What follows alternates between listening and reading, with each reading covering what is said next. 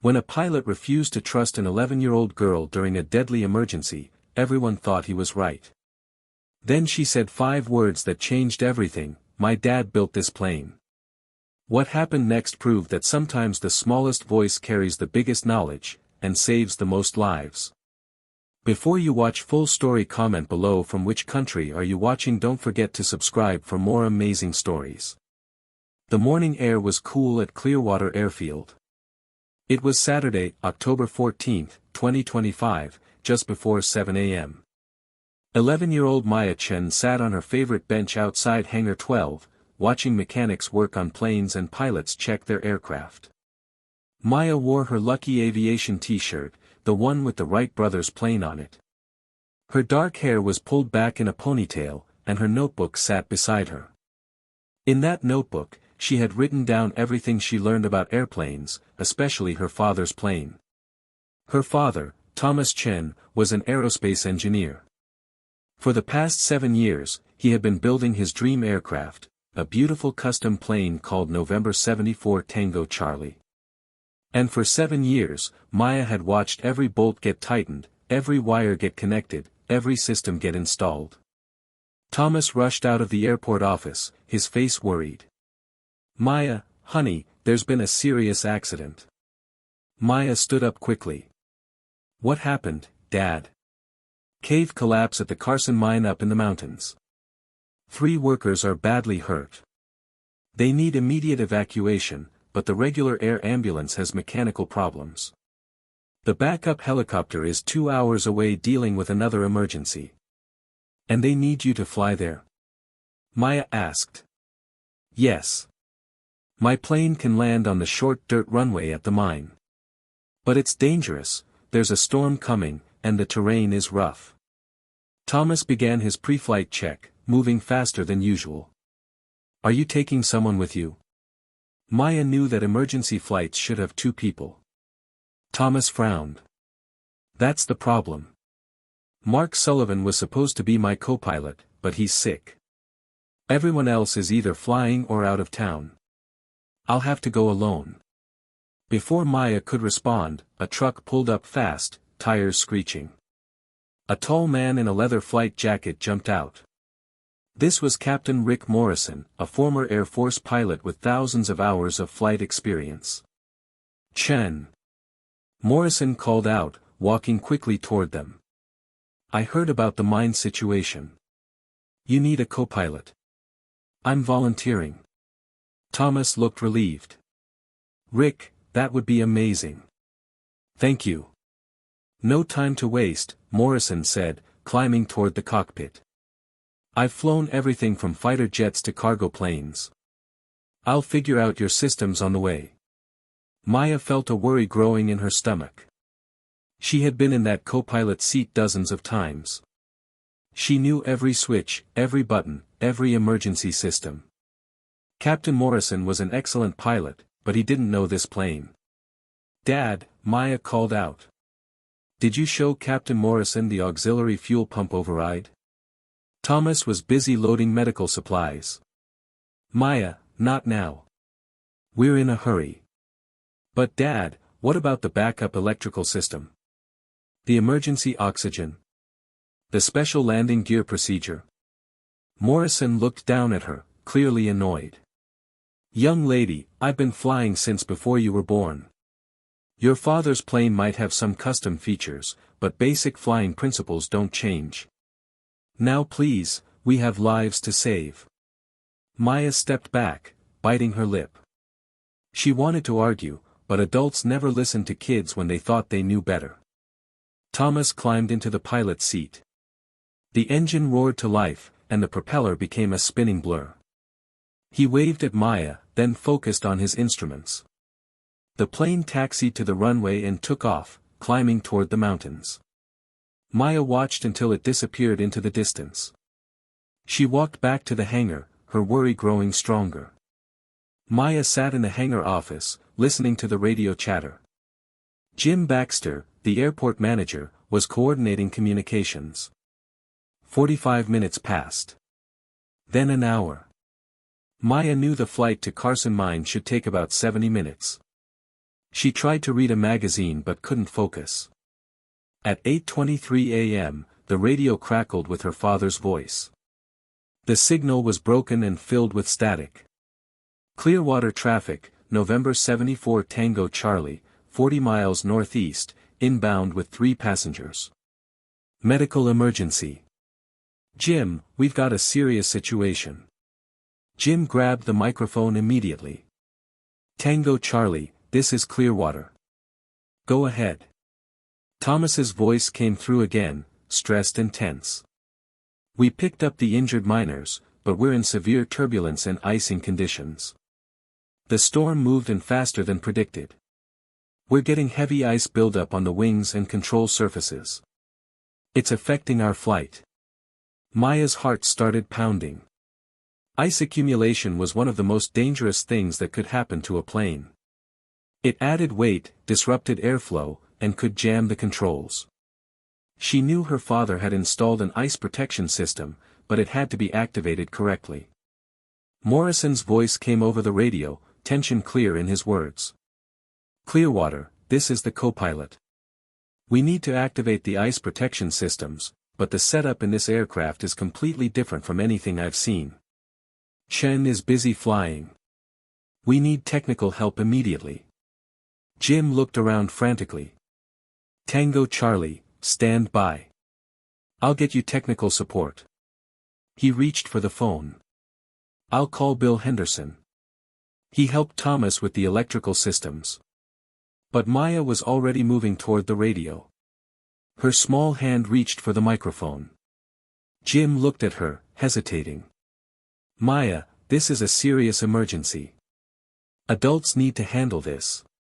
Mr. Baxter, I know my dad's plane better than anyone except my dad, Maya said, her voice steady despite her fear. I was there when he built every system. I know all the emergency procedures. Jim hesitated, torn between following protocol and the desperate situation in the mountains. Thomas's voice came through again, more urgent. Clearwater, we're losing altitude. The ice is affecting our lift. I'm having trouble maintaining control. We need those system procedures now. Maya didn't wait for permission. She grabbed the microphone and pressed the button. Dad, this is Maya. I'm here. I can help. There was a moment of shocked silence on the radio. Then Morrison's voice, sharp with disbelief and anger. What? Clearwater, what's going on? You're putting a child on the radio during an emergency. This is completely inappropriate. We need qualified technical support, not a kid. Thomas's voice came through, strained but controlled. Rick, that's my daughter. Maya, honey, you shouldn't be on the radio right now. Let Mr. Baxter handle this. Maya held the microphone firmly, her voice gaining confidence. Dad, Captain Morrison, I know this aircraft. Let me help. Young lady, Morrison said, his voice sharp, we're in a life-threatening situation. We can't rely on. Captain Morrison, Maya interrupted, her voice clear and strong, my dad built this plane. I watched him install every system. I studied the manual every night for 2 years. I know every switch, every circuit breaker, every emergency procedure. Please, let me help you come home safely. There was a pause. Maya could imagine Morrison and her father exchanging glances in the cockpit, the plane shaking through turbulence, ice building on the wings. All right, Morrison finally said, his voice still skeptical but desperate. What do we do about the ice? Maya closed her eyes, visualizing the cockpit she knew so well. The ice protection system has 3 stages. First, you need to activate the electric heating elements on the leading edges. Look at the overhead panel, right side. There's a switch marked, wing heat. It has a guard cover. Flip the guard up first, then move the switch to high. I see it, Morrison said. Wait, Maya added quickly. Before you turn it on, check the ammeter on the main panel. What's the total electrical load showing? There was a pause. It's showing 52 amps. Good. That's safe. Now look at the circuit breaker panel on your right, about halfway down.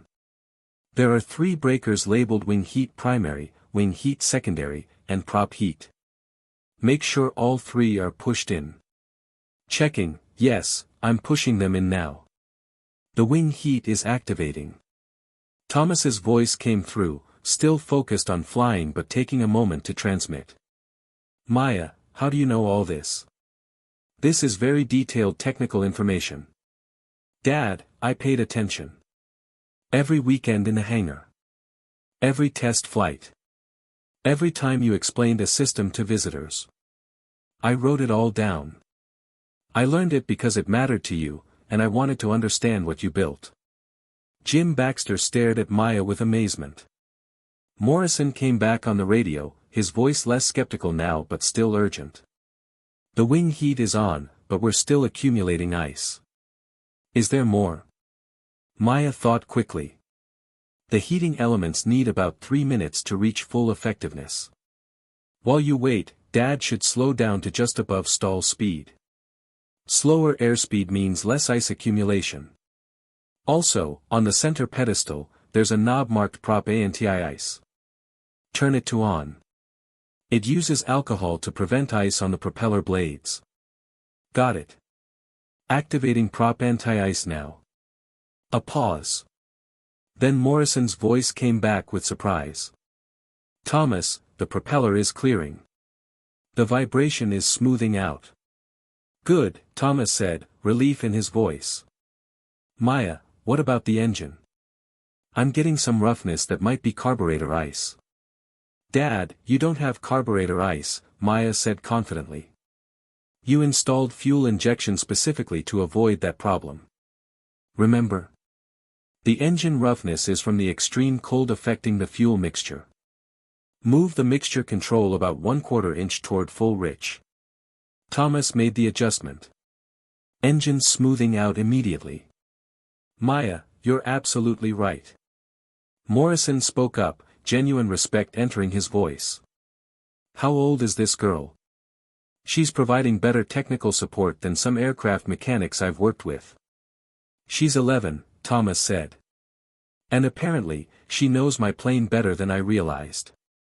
Over the next several minutes, Maya guided them through the ice protection procedures. The wing heating elements worked, and ice began shedding from the aircraft. But they were still in thick clouds with dangerous icing conditions. Maya, Thomas said, we're at 9,500 feet. I haven't been able to climb because of the ice. Now that it's clearing, should I try to get higher?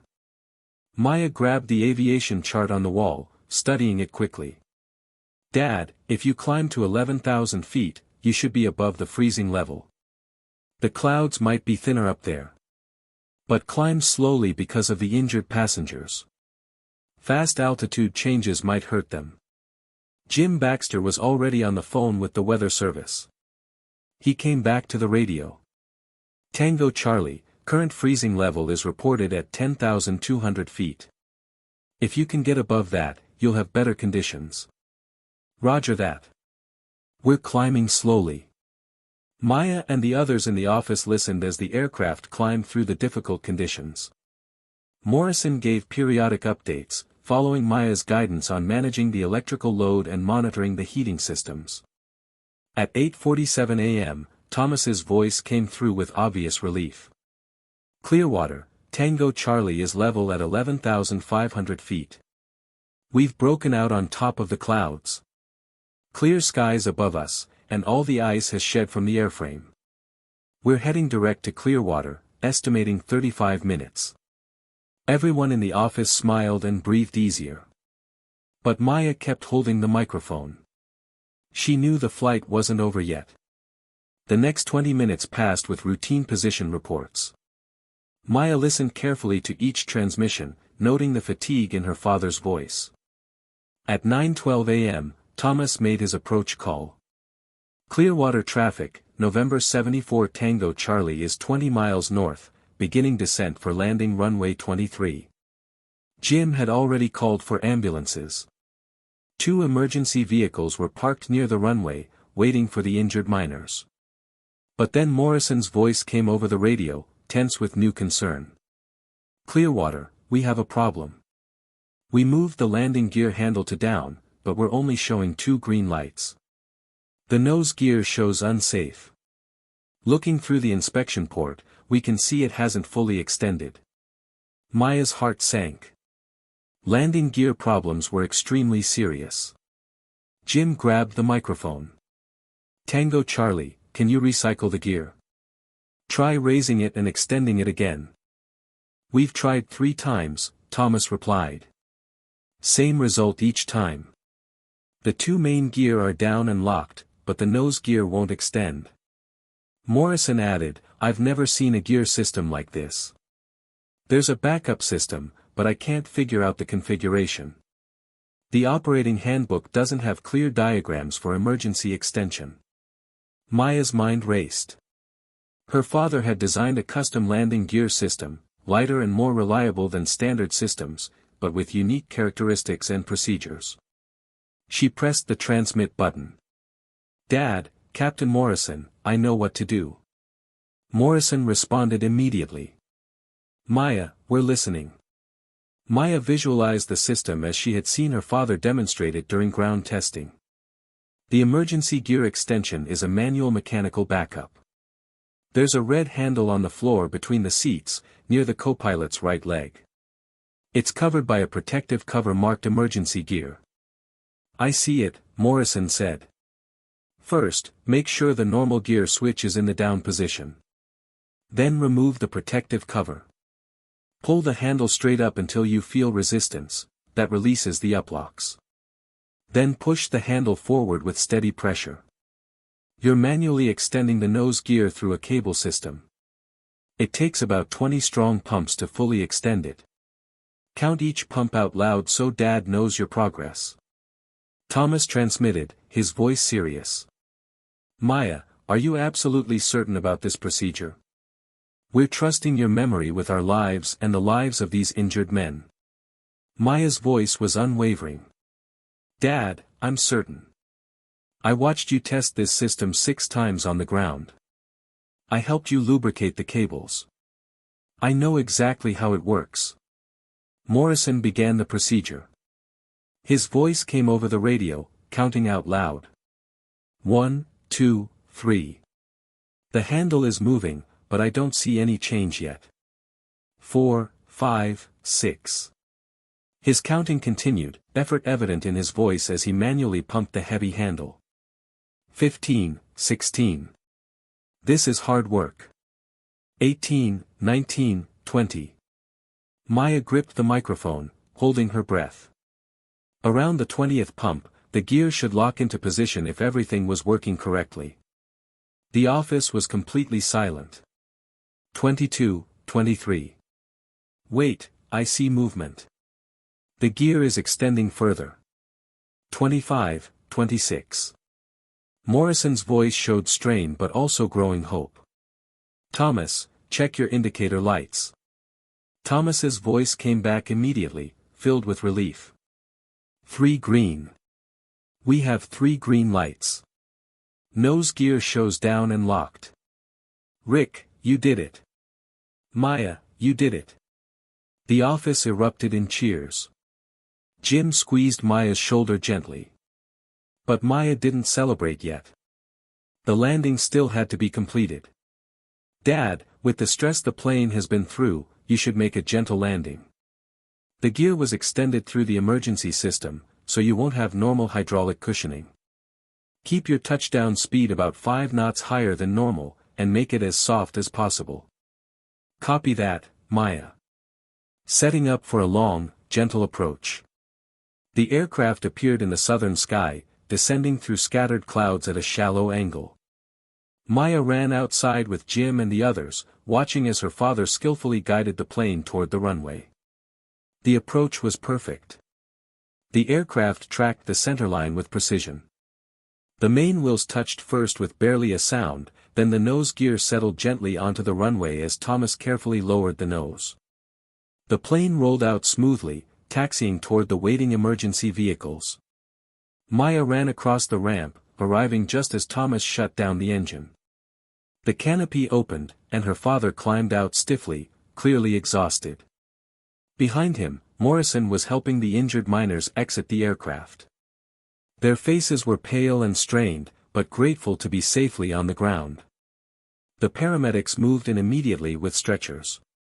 Thomas pulled Maya into a fierce hug, holding her tightly. "You saved us, baby girl. You saved all of us." Morrison approached, his weathered face showing deep respect as he looked at Maya. "Young lady, I owe you an enormous apology." He shook his head slowly. "When I heard a child on the radio trying to provide technical support during an emergency, I was angry. I was frustrated. I thought it was the most irresponsible thing I'd ever witnessed. I was convinced we needed real expert help." He paused, looking directly into Maya's eyes. "But you knew that aircraft better than anyone, better than me with all my experience, better than any technician who might have read the manual. You knew it because you lived with it, grew up with it, learned every system through years of watching your father build it." Maya felt her face flush with embarrassment, but she looked Morrison steadily in the eye. "Captain Morrison, my dad taught me that knowing an aircraft isn't just about flying it. It's about understanding every component, every system, every emergency procedure. He taught me that respect for aviation comes from knowledge and preparation." Jim Baxter joined them, along with several other pilots who had witnessed the emergency landing. "Thomas, Maya, that was the most remarkable thing I've ever seen at this airfield. Maya, you provided technical support that saved lives today." Thomas kept his arm around Maya's shoulders. "She's been my constant companion during this entire building project. Every weekend, every evening I worked in the hangar, she was there, asking questions, taking notes, studying the plans. I thought she was just curious, just spending time with her old man. I had no idea she was absorbing all of it at such a deep level." One of the other pilots, Sarah Mitchell, approached Maya with a smile. "Young lady, you showed something today that a lot of pilots never learn. You showed that true mastery comes from intimate knowledge, not just from logging flight hours." Morrison nodded in agreement. "When I got into that right seat, I was confident my experience would be enough. I've flown dozens of different aircraft types, handled countless emergencies. But I didn't know this specific aircraft, didn't understand its unique systems." Maya understood that distinction. The paramedics finished loading the miners into ambulances. The senior paramedic came over to thank Thomas. "Mr. Chen, the mine supervisor told us that without immediate evacuation, these men might not have survived. You risked your life to bring them out." Thomas shook the paramedic's hand. "I'm just glad we made it back safely. It was a team effort, and my daughter was a critical part of that team." Later that afternoon, after the emergency had passed and the aircraft was secured in its hangar, Thomas sat down with Maya on the weathered bench where she had waited that morning. The October sun was warm now, and the airfield had returned to its normal rhythm. "Maya, I need to talk to you about what happened today," Thomas said seriously. "You saved lives, and I'm incredibly proud of you. But I also need to address something important." He turned to look at her. "When Captain Morrison and I were in that aircraft facing those emergencies, you became our lifeline to critical information.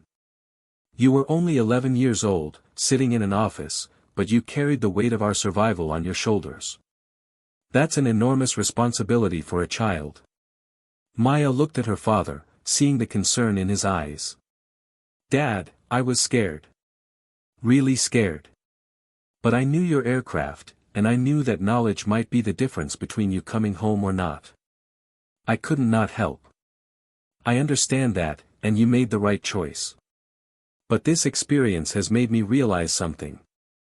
I've been building this aircraft with you by my side for 7 years, teaching you about systems, sharing my passion for aviation. But I never fully appreciated that you were learning at such a deep level. Are you saying I learned too much?" Maya asked, worried. "No, absolutely not. I'm saying you've demonstrated understanding and maturity that goes beyond your years. But with that understanding comes responsibility. The knowledge you have about this aircraft is valuable, potentially life-saving, as we saw today. But it's also a burden. Maya thought about this. Dad, I don't want to stop learning about your plane. I don't want to stop being part of your aviation life. Today was scary, but it also showed me that knowledge matters. Understanding matters. Being prepared matters. Thomas smiled, pulling her close. You won't stop learning, and you'll always be part of my aviation life. But from now on, we're going to make sure your knowledge is formally documented. We're going to create detailed emergency procedure checklists, system documentation, everything. Not just for you, but for any pilot who might fly this aircraft. Over the following weeks, Thomas and Maya worked together to create comprehensive documentation for November 74 Tango Charlie. They produced detailed checklists for normal operations and emergency procedures, with clear diagrams and step-by-step instructions. They created video walkthroughs of all the aircraft systems, with Maya often serving as the narrator, explaining the purpose and operation of each component. Captain Morrison became a frequent visitor to Hangar 12. He formed an unlikely friendship with Maya, bringing her books about aviation history, aircraft design, and emergency procedures. You've got a gift, he told her one Saturday morning. Not just for memorizing information, but for understanding systems in a deep, intuitive way. That's rare at any age, but especially at 11. Captain Morrison, can I ask you something? Maya said. When you first heard me on the radio, you were really angry. You thought having a kid provide technical support was wrong and dangerous. Do you still think that? Morrison considered the question carefully. Maya, I was wrong about you specifically, but I wasn't wrong about the general principle. In most emergency situations, having an untrained child involved would be dangerous and inappropriate. He paused. The difference in your case was that you possessed specific, detailed knowledge that no one else had.